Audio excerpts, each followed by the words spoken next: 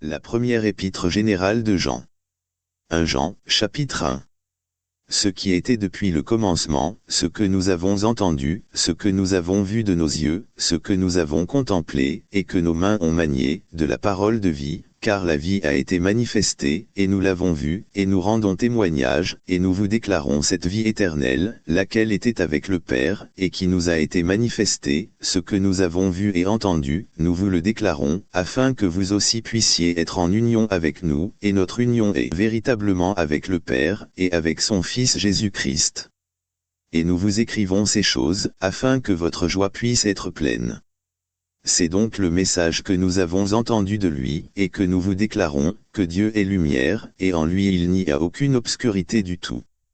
Si nous disons que nous sommes en union avec lui, et que nous marchons dans l'obscurité, nous mentons, et nous ne pratiquons pas la vérité, mais si nous marchons dans la lumière, comme il est dans la lumière, nous sommes en union l'un avec l'autre, et le sang de Jésus-Christ son Fils nous purifie de tout péché. Si nous disons que nous n'avons aucun péché, nous nous trompons nous-mêmes, et la vérité n'est pas en nous. Si nous confessons nos péchés, il est fidèle et juste pour nous pardonner nos péchés, et pour nous purifier de toute injustice. Si nous disons que nous n'avons pas péché, nous faisons de lui un menteur, et sa parole n'est pas en nous. 1 Jean, chapitre 2. Mes petits enfants, je vous écris ces choses, afin que vous ne péchiez pas.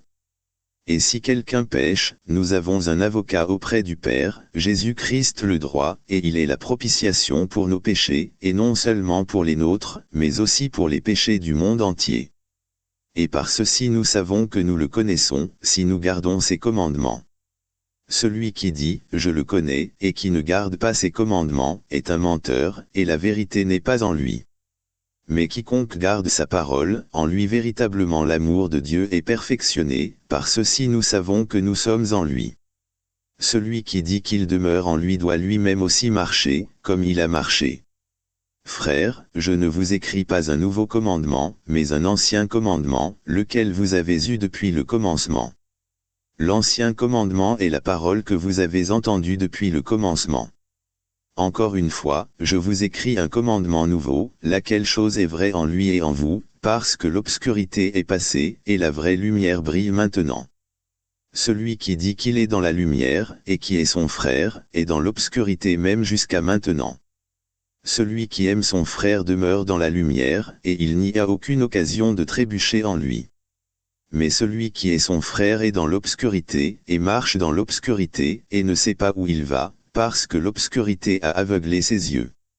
Je vous écris, petits enfants, parce que vos péchés vous sont pardonnés à cause de son nom. Je vous écris, Père, parce que vous avez connu celui qui est depuis le commencement. Je vous écris, jeunes hommes, parce que vous avez vaincu le malin. Je vous écris, petits enfants, parce que vous avez connu le Père. Je vous ai écrit, Père, parce que vous avez connu celui qui est depuis le commencement. Je vous ai écrit, jeunes hommes, parce que vous êtes forts, et que la parole de Dieu demeure en vous, et que vous avez vaincu le malin. N'aimez pas le monde, ni les choses qui sont dans le monde. Si quelqu'un aime le monde, l'amour du Père n'est pas en lui. Car tout ce qui est dans le monde, la convoitise de la chair, et la convoitise des yeux, et l'orgueil de la vie, n'est pas du Père, mais est du monde. Et le monde passe, et sa convoitise, mais celui qui fait la volonté de Dieu demeure pour toujours. Petits enfants, c'est le dernier moment, et comme vous avez entendu dire que Antichrist viendra, même maintenant il y a beaucoup d'Antichrist, par cela nous savons que c'est le dernier moment.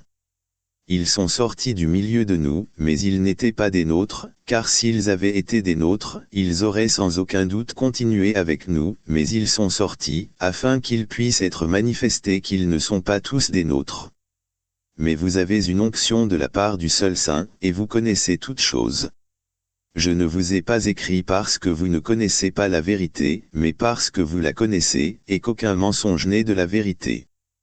Qui est un menteur sinon celui qui nie que Jésus est le Christ? Il est Antichrist, celui qui nie le Père et le Fils.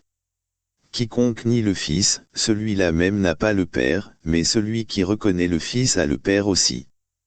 Que ceci donc demeure en vous, ce que vous avez entendu depuis le commencement. Si ce que vous avez entendu depuis le commencement demeure en vous, vous continuerez aussi dans le Fils, et dans le Père. Et voici la promesse qu'il nous a promise, c'est-à-dire la vie éternelle. Je vous ai écrit ces choses concernant ceux qui vous séduisent. Mais l'onction que vous avez reçue de lui demeure en vous, et vous n'avez pas besoin qu'aucun homme vous enseigne, mais comme la même onction vous enseigne toutes choses, et est vérité, et n'est pas mensonge, et comme elle vous a enseigné, vous demeurerez en lui.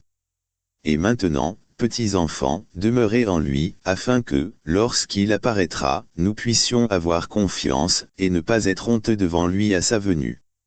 Si vous savez qu'il est droit, vous savez que tout homme qui pratique la droiture est né de lui. 1 Jean, chapitre 3. Voyez quelle sorte d'amour le Père nous a concédé, pour que nous soyons appelés les fils de Dieu, par conséquent le monde ne nous connaît pas, parce qu'il ne l'a pas connu. Bien-aimés, maintenant nous sommes les fils de Dieu, et ce que nous serons n'apparaît pas encore, mais nous savons que, lorsqu'il apparaîtra, nous serons comme lui, car nous le verrons comme il est. Et tout homme qui a cette espérance en lui se purifie lui-même, comme lui est pur. Quiconque commet le péché transgresse aussi la loi, car le péché est la transgression de la loi. Et vous savez qu'il a été manifesté pour ôter nos péchés, et en lui il n'y a aucun péché. Quiconque demeure en lui, ne pêche pas, quiconque pêche ne l'a pas vu, et ne l'a pas non plus connu. Petits enfants, ne laissez aucun homme vous tromper, celui qui pratique la droiture est droit, comme lui est droit. Celui qui commet le péché est du diable, car le diable pêche depuis le commencement. Car pour ce dessein le Fils de Dieu a été manifesté, afin qu'il puisse détruire les œuvres du diable. Quiconque est né de Dieu ne commet pas le péché, car sa semence reste en lui, et il ne peut pécher, parce qu'il est né de Dieu. En ceci les enfants de Dieu, et les enfants du diable sont manifestes, quiconque ne pratique pas la droiture n'est pas de Dieu, ni celui qui n'aime pas son frère. Car ceci est le message que vous avez entendu depuis le commencement, que nous devons nous aimer l'un l'autre. Non pas comme Caïn, qui était de ce malin, et tua son frère. Et pourquoi le tua-t-il? Parce que ses propres œuvres étaient mauvaises, et celles de son frère étaient droites. Ne vous étonnez pas, mes frères, si le monde vous hait. Nous savons que nous sommes passés de la mort à la vie, parce que nous aimons les frères. Celui qui n'aime pas son frère demeure dans la mort. Quiconque est son frère est un meurtrier, et vous savez qu'aucun meurtrier n'a la vie éternelle demeurant en lui. Par ceci nous percevons l'amour de Dieu, parce qu'il a donné sa vie pour nous, et nous devons donc donner nos vies pour les frères. Mais quiconque possède les biens de ce monde, et qui voit son frère dans le besoin, et lui ferme ses entrailles de compassion, comment l'amour de Dieu demeure-t-il en lui? Mes petits enfants, n'aimons pas en parole, ni avec la langue, mais en action et en vérité. Et par cela nous savons que nous sommes de la vérité, et nous assurerons nos cœurs devant lui. Car si notre cœur nous condamne, Dieu est plus grand que notre cœur, et il connaît toutes choses. Bien-aimés, si notre cœur ne nous condamne pas, alors avons-nous confiance envers Dieu.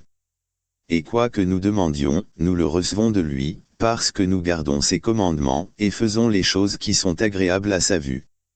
Et ceci est son commandement, que nous devons croire au nom de son Fils Jésus-Christ, et que nous nous aimions l'un l'autre, comme il nous en a donné le commandement. Et celui qui garde ses commandements demeure en lui, et lui en celui-ci.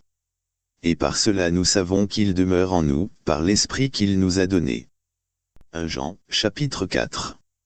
Bien-aimés, ne croyez pas à tout esprit, mais éprouvez les esprits pour déterminer s'ils sont de Dieu, parce que beaucoup de faux prophètes sont sortis dans le monde.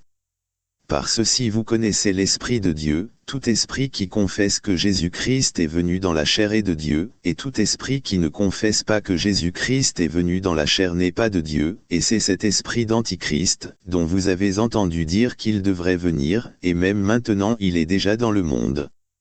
Vous êtes de Dieu, petits enfants, et vous les avez vaincus, parce que plus grand est celui qui est en vous, que celui qui est dans le monde.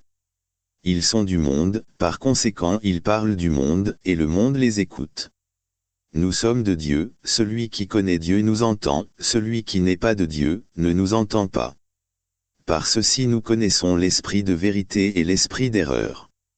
Bien-aimés, aimons-nous l'un l'autre, car l'amour est de Dieu, et quiconque aime est né de Dieu et connaît Dieu. Celui qui n'aime pas ne connaît pas Dieu, car Dieu est amour. En ceci a été manifesté l'amour de Dieu envers nous, en ce que Dieu a envoyé son seul Fils engendré dans le monde, afin que nous puissions vivre par lui. En ceci est l'amour, non pas que nous avons aimé Dieu, mais que lui nous a aimés, et il a envoyé son Fils pour être la propitiation pour nos péchés. Bien-aimés, si Dieu nous a ainsi aimés, nous devons aussi nous aimer l'un l'autre. Aucun homme n'a vu Dieu à aucun moment. Si nous nous aimons l'un l'autre, Dieu demeure en nous, et son amour est perfectionné en nous. Par ceci nous savons que nous demeurons en lui, et lui en nous, parce qu'il nous a donné de son esprit. Et nous avons vu et nous attestons que le Père a envoyé le Fils pour être le Sauveur du monde. Quiconque confessera que Jésus est le Fils de Dieu, Dieu demeure en lui, et lui en Dieu. Et nous avons connu et cru l'amour que Dieu a pour nous. Dieu est amour, et celui qui demeure dans l'amour demeure en Dieu, et Dieu en lui. En ceci notre amour est rendu parfait, afin que nous puissions avoir la hardiesse au jour du jugement, parce que tel qu'il est, tels sommes-nous dans ce monde. Il n'y a aucune peur dans l'amour, mais l'amour parfait chasse la peur, parce que la peur cause du tourment. Celui qui a peur n'est pas rendu parfait dans l'amour. Nous l'aimons, parce qu'il nous a aimés le premier. Si un homme dit « j'aime Dieu » et qu'il haït son frère, il est un menteur, car celui qui n'aime pas son frère qu'il a vu, comment peut-il aimer Dieu qu'il n'a pas vu? Et ce commandement nous l'avons de lui, que celui qui aime Dieu, aime son frère aussi. 1 Jean, chapitre 5. Quiconque croit que Jésus est le Christ est né de Dieu, et quiconque aime celui qui l'a engendré, aime aussi celui qui est engendré de lui. Par ceci nous savons que nous aimons les enfants de Dieu, quand nous aimons Dieu, et gardons ses commandements.